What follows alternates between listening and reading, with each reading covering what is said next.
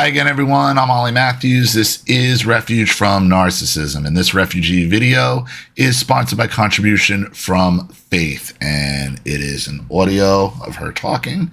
So let's just get right into it. Hi, Ollie. This is Faith. So I am needing your take on an issue that I've been having in my career. And I'm at this juncture in my life where I'm still kind of learning my boundaries. And I'm not sure if what I'm experiencing is like just past resentments that I'm letting affect my opportunities, or if I'm settling for less than what I'm capable of. So I think I've told you before, but I'm in the auto industry, in the new car dealership business. I've been in this business for about 15 years, and I came into it with an associate's degree in accounting.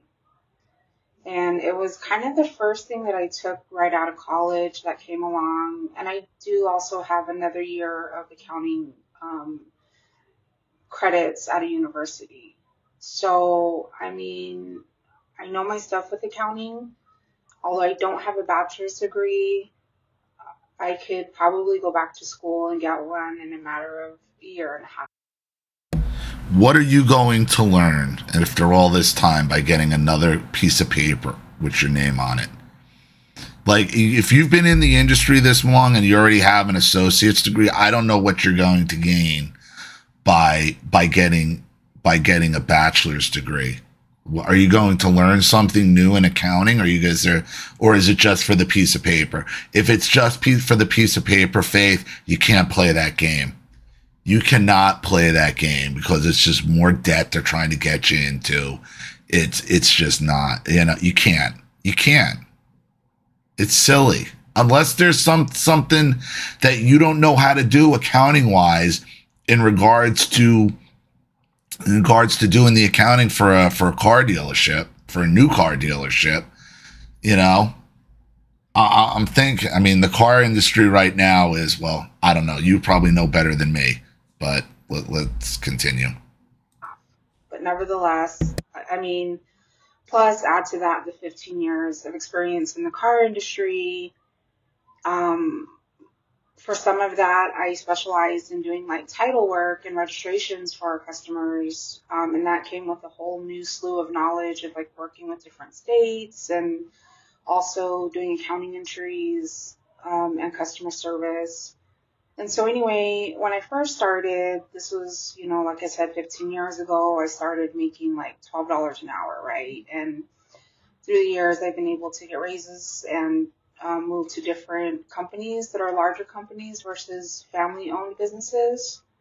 And so now at the current job that I'm at, I am making about $24 an hour. I came to this job, the previous job I was making about $25, $26 an hour because we had bonuses there, but my base pay was $24 an hour. At the other dealership is where I specialized in title work and wholesales and things like that. So I'm pretty good at what I do. I don't like to brag or toot my own horn, but I mean, I'm a really good worker. I like things to be done. Like, I work to the honor and glory of God. Like, that's just truly how I feel. Like, everything I do, I try to do to excellence. I'm always thinking of ways to do things better and more efficiently, and I'm reliable. I'm always, I'm at work. I show up every day, try to have the best attitude possible. My interest is always in helping the customer or vendors and just doing a good job. And so anyway, I took a pay cut to come here because I wanted to do more accounting and get out of doing title work. So I understood that they would be training me here to do more accounts payable, like in-depth accounts payable. What I didn't realize I was signing up for was to do a lot of the grunt work here in this office. So it's a small office. There are two other clerks that are my peers, and then three managers. So three like worker bees and three managers. And so, um, So each person has basically their own manager. Doesn't sound like a very, very well structured dealership. And if you're saying it's new car, I would imagine it's got to be a major brand, like like a Chevy dealership. I don't know if that's it or not, but I mean, I've seen car dealerships run very poorly. So, and it's a commission. You're not making commission, but it's a commission type environment and a sales type environment, which, is another pond for narcissism, for sociopaths, for just general cutthroat behavior. There's just general dishonesty just going on as a standard business practice, buying and selling cars. It just is. It's just the way it goes down.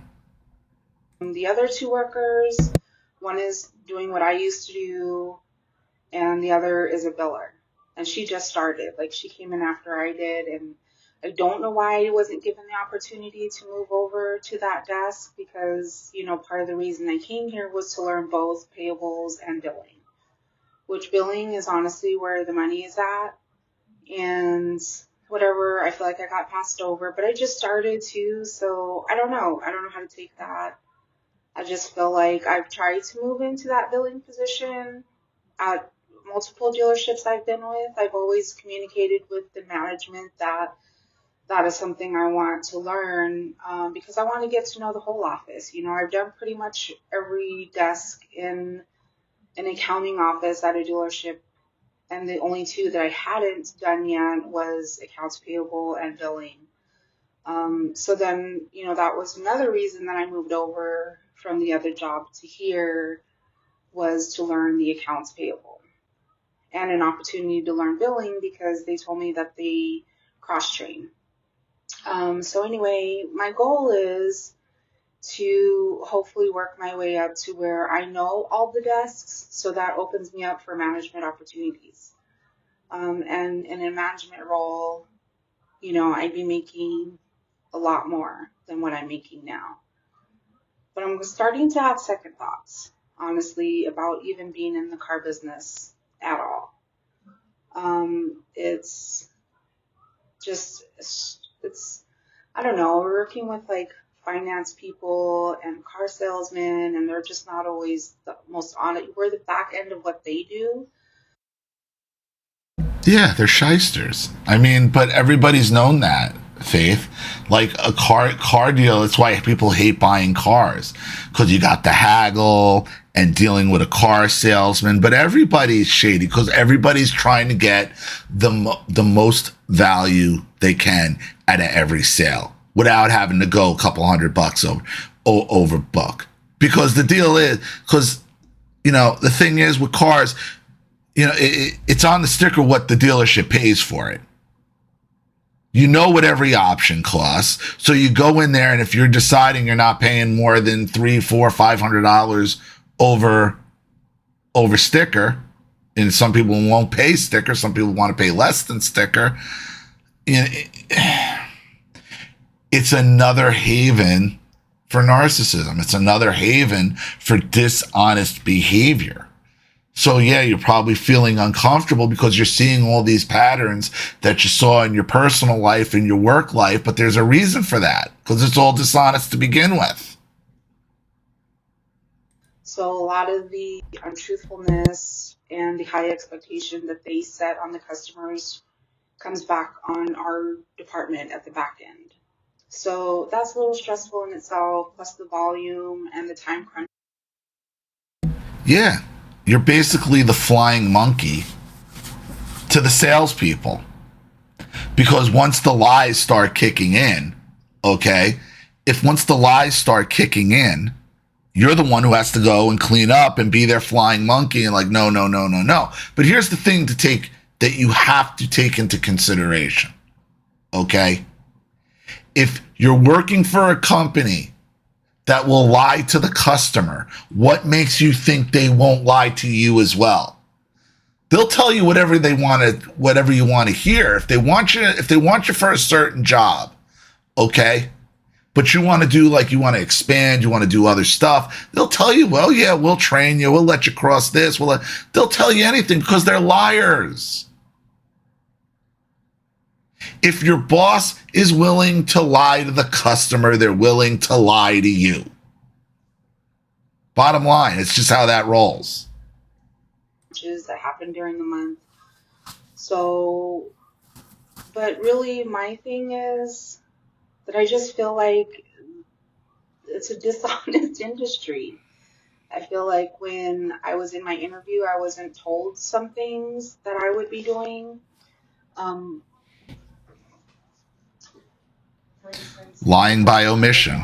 I would be covering for the receptionist when they went out, and that was an issue that they had here.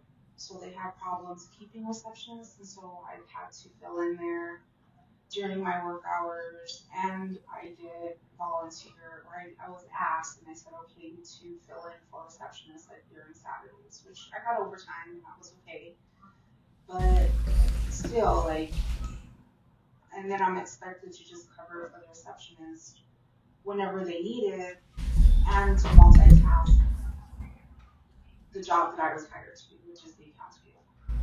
Also, I'm seated by the door. I seem to always get seated by the door at any office that I work at, which means I'm also kind of like the office receptionist, which I don't like to do, honestly. I'm not a people person. I want to just sit and do my work. I'm an introvert. But whatever, I've learned to stretch and to grow and to, not be so picky and understand that every job's going to come with things that you don't like, right? So, which is fine. I don't mind doing it. I just don't like being the only person to do it. At the other office. Well, they're doing it because you're putting up with it, okay? But again, if your boss is dishonest, runs a dishonest business, is dishonest with the customer, they're going to be dishonest with you. Office that I was at, same thing. I sat right at the door. There was 2 other women that sat on. I don't know what's going on. I don't know if you're away from your microphone because it's becoming very hard to hear you right now. Sides me that could also, but they don't, and so I always find myself in this position where if I don't do it, it doesn't get done. So I can just not do it and feel like I'm not working to the best of my ability, and that bothers me to not do something just because other people aren't. Like, I feel that's petty. But also, I think it's not fair that I do it and nobody else does. Well, I mean, it's up to you if you want to be taken advantage of like that or not. It's up to you. I mean, you're either going to say something, you're going to leave, or you're going to let yourself be taken advantage of. But going in, these are dishonest people. You're already cleaning up their messes with the customer. So why do you think they're not going to create the same mess with you? Here, like, there's another lady that sits. I sit closest to the door. She sits here, and I have to like let the door knock 3-4 times before anybody else will address it. And so I just feel like something about me that people just feel like, oh, Faith will do it. Remember that commercial in the 80s, like, my kid will eat it. Like, I get the shit leftovers. And it's like, okay. And I don't know if it's because, I am. I try to be kind. I try to be helpful. I try to be positive about my job. But also, I did talk to my controller. I let her know, hey, is the situation with the receptionist going to continue? Because it was happening a lot to the point I got really backed up at my own desk. And I finally went in and I talked to her and I said, hey, is this going to continue to be a consistent thing? Because I can't balance doing that and the job that I, applied to do. And she was like, well, can't you do this, this, and that over? I said, yeah, I can, but not as well as I could at my own desk because there's constant interruptions. And honestly, like, being a people person, answering the phone is not my strong suit. That's not where my gifts lie, which is why I prefer to be in an accounting office. So anyway, she basically said, well, didn't we cover this in the interview? And I said, no, I don't believe that we did because I would have had questions. She said, oh, I'm sorry if that got missed. And so, and then she said, So just like dealing with a car. So just like dealing with a car. They're just treating you like a customer. That's all. is this going to be a problem for you going forward? I said, if it continues to be on a consistent basis like it has been, it might be, I told her.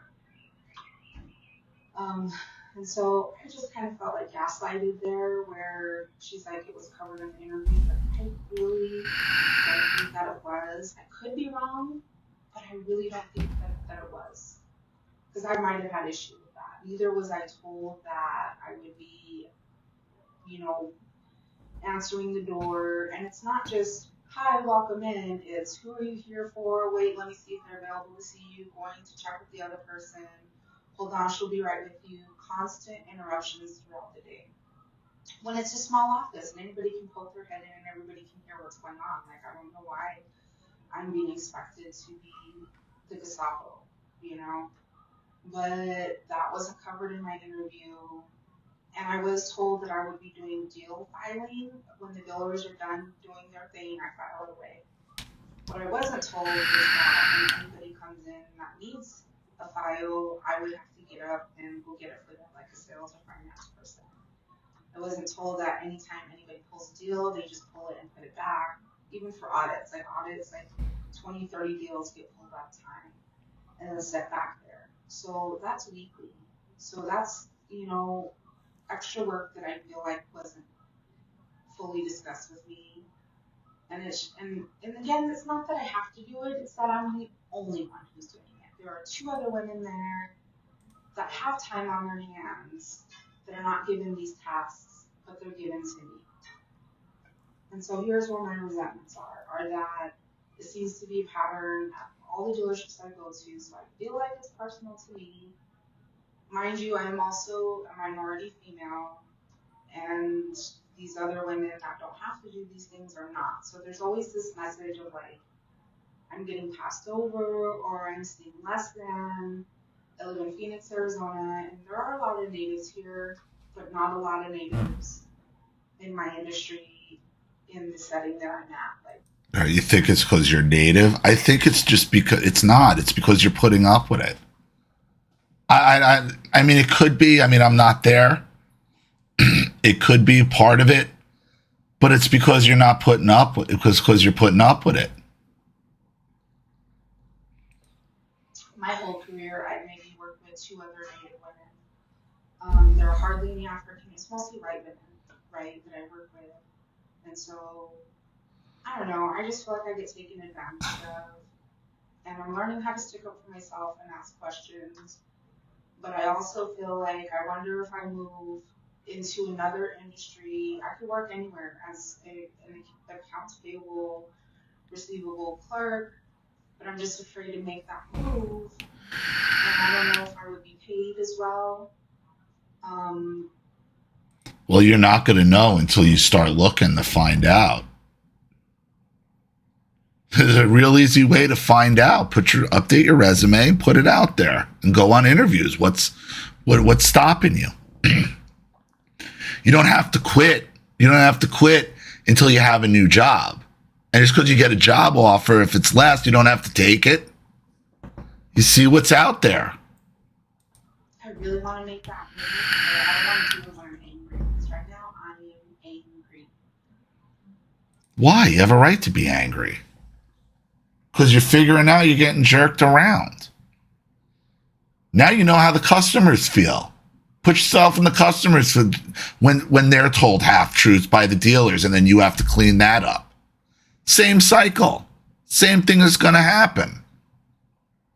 I don't know if you're going to find an honest car dealership, because it's a haven for sociopaths. Trying to lie and get the most money out of a customer. Tell them anything they can sell them to get them to buy a car. Well, they probably told you anything they needed to tell you to get you to take the job. So then they can pile on.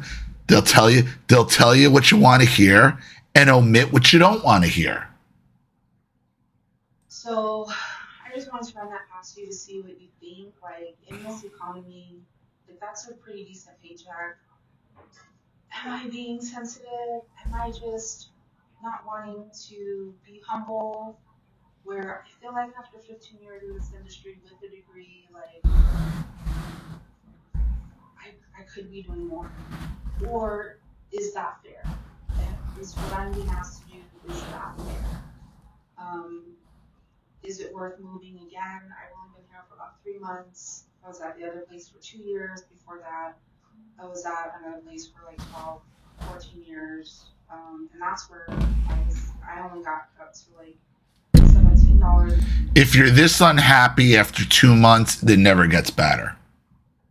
It doesn't get better. I'm never like, oh, I had it wrong at first and now it's great. No. You know right away. You got to follow your instinct. An hour there, and I was selling way for less, and I went to a bigger corporation and went from $17 an hour to $20 an hour, and have been steadily working my way up since 2018. So anyway, I'm sorry if I'm talking fast. I'm just kind of like frustrated right now with my job. Like, I'm so upset to the point, like, I had to take a break. I had to say this and get it out, vent a little bit, and also just ask if to see somebody else's perspective, because I don't always see things clearly. Again, with the boundary things, and just especially when I'm emotional or upset. So I'm just taking a moment to just kind of put it out there, see what you think, and I could be totally wrong. And so if I need to hear that, humble my little butt and be grateful for what I have, and keep doing the deal, then I can work on that. But if I need to also find courage to step outside of my comfort zone, move out of the auto industry, and really challenge myself to find something better, then I'm up for that challenge too. But I'm afraid that I'd be losing a guaranteed good pay too. So anyway, would love your thoughts on it. Prayers and positive vibes to you and Charlene. Thank you for all that you do. Love the content. Really, really getting a kick out of the social narcissism pieces, especially the report ones. Those were really entertaining, but also informative. So anyway, thanks again for your service. Stay blessed. I could tell you this, no risk, no reward. There's no guarantees in anything, Faith. None. You can only go on with the facts you have in front of you. If your boss is going to lie to their customers, they're going to lie to you. They sold you a job like they sell their customers cars. They tell you what you want to hear and don't tell you the things you don't want to hear, the things that are going to get you not to take the job. That's what it is. And it's up to you whether you want to put up with that. If you're this unhappy after 2 months, it doesn't get better. The reason why you're all uneasy is because you see all the same patterns that you've seen in your personal life. Now, I understand that you're afraid that bouncing around, and you got to do what you got to do. No risk, no reward. There's no harm in looking for a job and seeing what's out there. And if they ask you what's going on at your current job, it's just not a good fit. I was told things that are just weren't up to what they said. I'm just not happy, and that happens. But this isn't going to get better. If your boss is willing to lie to their customers, they're going to lie to you too. You got to deal with it's your job to deal with the dealer's lies, the salespeople's lies, and then the same people then turn around, their HR then lies to you. But who do you go to? So basically it's kind of your job to gaslight the customer as it is HR's job to gaslight you for all the same selling tactics. It's all sales to them, all of it. It's all a game. So it's really up to you. But I could tell you this, if you're this unhappy after 2 months, well, that should tell you something. It doesn't get better. So I hope that helps. Thank you so much for another contribution and story, Faith. I really appreciate it. Thank you to everybody watching. Please leave any opinions or advice in the comments section below. And again, if you want your story read on the channel, you have a topic you'd like me to cover, something you'd like me to expose, you'd like to set up a Skype phone call, have a private video made, you'd like to sponsor a video like this for someone who needs help and can't afford it, or just make a contribution to the channel in general to keep it supported, growing, and successful, because this channel survives 100% on contributions from all of you. Without you guys, all of this goes away. So if you like what you see here and you want to see more videos like this, you know what to do with the Zelle or PayPal, and email links in the description box below. Also, please like and share this video wherever you can. Subscribe to my channel if you haven't, and be sure to click the subscription bell to be notified of all my video uploads. I'm Ollie Matthews. This has been Refuge from Narcissism. Take care.